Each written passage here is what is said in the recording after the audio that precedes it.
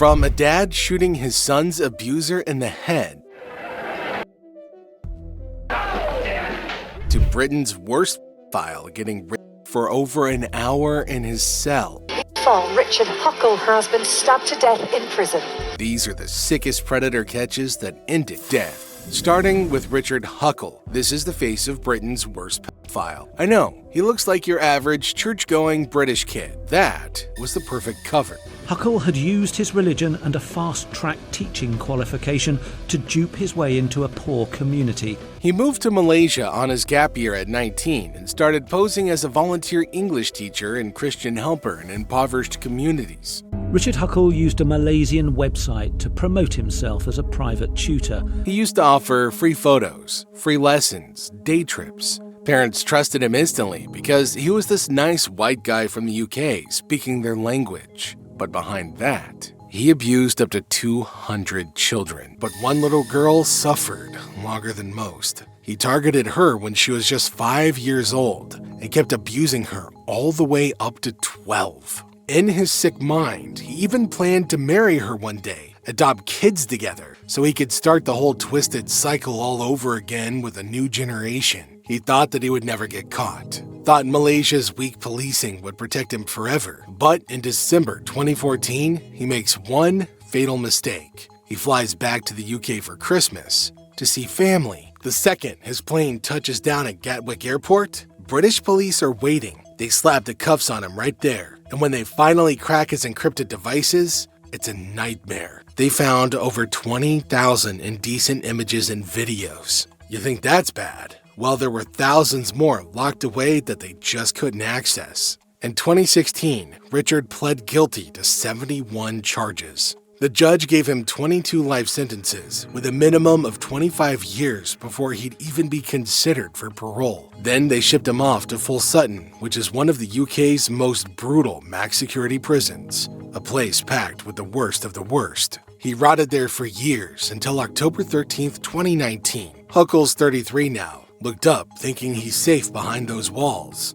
But one of his fellow inmates, a violent sex offender named Paul Fitzgerald, has other plans. Fitzgerald's a complete psycho, obsessed with cannibal fantasies and murder. This guy decides Huckle deserves some real poetic justice. Armed with whatever he can makeshift, a sharpened pin turned into a blade, a spoon handle, an electrical cord, Fitzgerald locks himself in Huckle's cell, and for a full 78 minutes, pure hell. They find Fitzgerald straddling Huckle's bloody body, just laughing. He straight up tells them that he loved every second of it. Said if they hadn't stopped him, he'd have cooked and eaten parts of the body, then moved on to more inmates. Fitzgerald cops another life sentence on top of what he was already serving. But Huckle, he's dead. He was found dead in his cell at HMP Full Sutton in Yorkshire yesterday. At least he got to rot in prison first. But there's one guy that never even made it that far. When you hear this one, you're probably going to be glad that he didn't. This is Jeff Doucet, a 25-year-old karate instructor from Baton Rouge, Louisiana. Looks like a regular guy, right?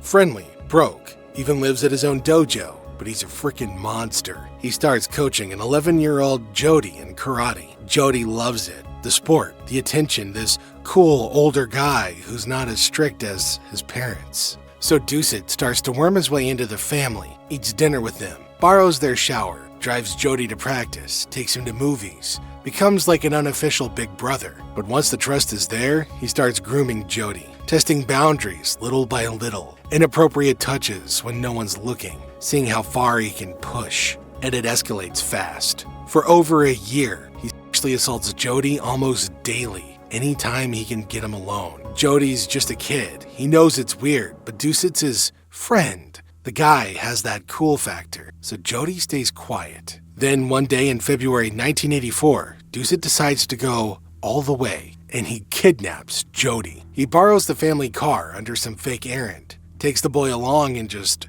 drives west. They ditch the car at his uncle's, hop a bus from Louisiana all the way to California. They hit LA, they see a TV taping, the Hollywood sign, then bust down to Anaheim, and Doucet takes Jody to Disneyland. So yeah, while the kid's missing for 9 days, nationwide manhunt, FBI involved, family losing their minds. This sicko's out there playing fun adventure at the happiest place on earth. But Doucet makes one dumb move. He lets Jody call home from their motel. FBI had the phones tapped, and they trace it instantly. Next thing you know, SWAT busts in, arrests the guy, and flies Jody home safe. Now back in Baton Rouge, Jody's dad, Gary, hears every horrific detail from the police. He's absolutely destroyed. He can't eat, can't sleep. Then, one day, a local news reporter recognizes him at a restaurant. They talk about the case, and through him, Gary finds out that Doucet's being extradited back. For some reason, the reporter knew the exact flight was arriving at Baton Rouge Airport around 9 p.m., March 16, 1984. This tips Gary over the edge. He grabs his .38 revolver, heads to the airport in a baseball cap and sunglasses. And this is what happens next.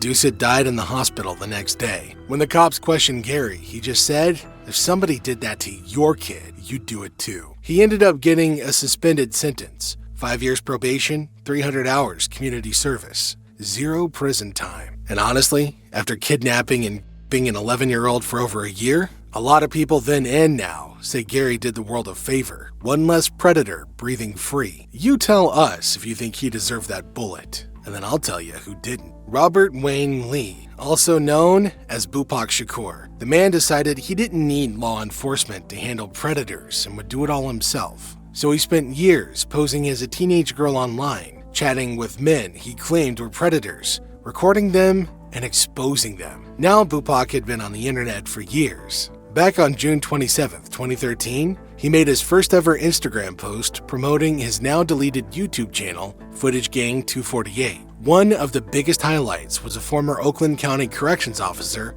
caught in his web.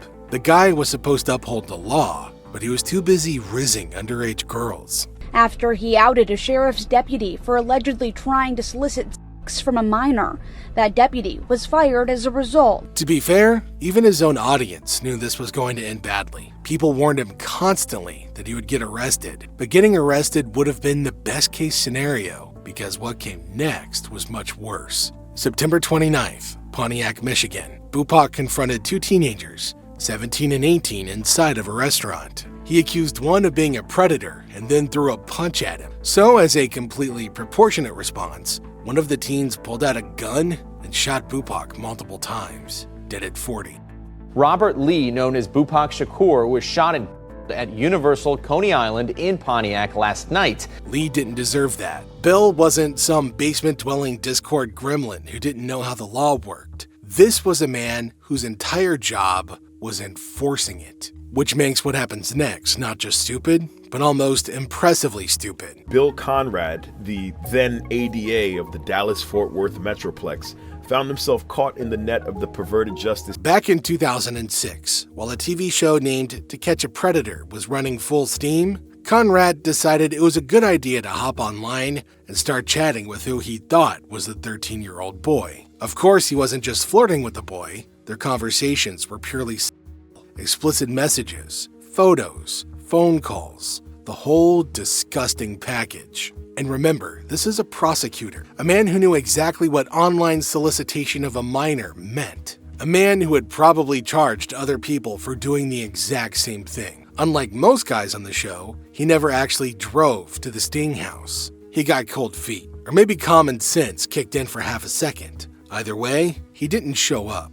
But perverted justice had his chats, NBC had their show, and law enforcement had his address. So instead of a cringe sit-down with show's host Chris Hansen, Conradt got something worse. Cops at his front door, along with the TV crew. Police breached his home, and before anyone could read him his rights, before charges, before court, Bill Conradt shot himself in the head. NBC never aired the footage, but yeah, cameras were rolling, and once that got out, all hell broke loose. His family sued NBC for wrongful death. The case quietly settled out of court. Bill's sister made a pretty buck and got the show To Catch a Predator canceled, But did Bill get exactly what he deserved? I don't think anybody cares, because that's one less predator walking amongst us.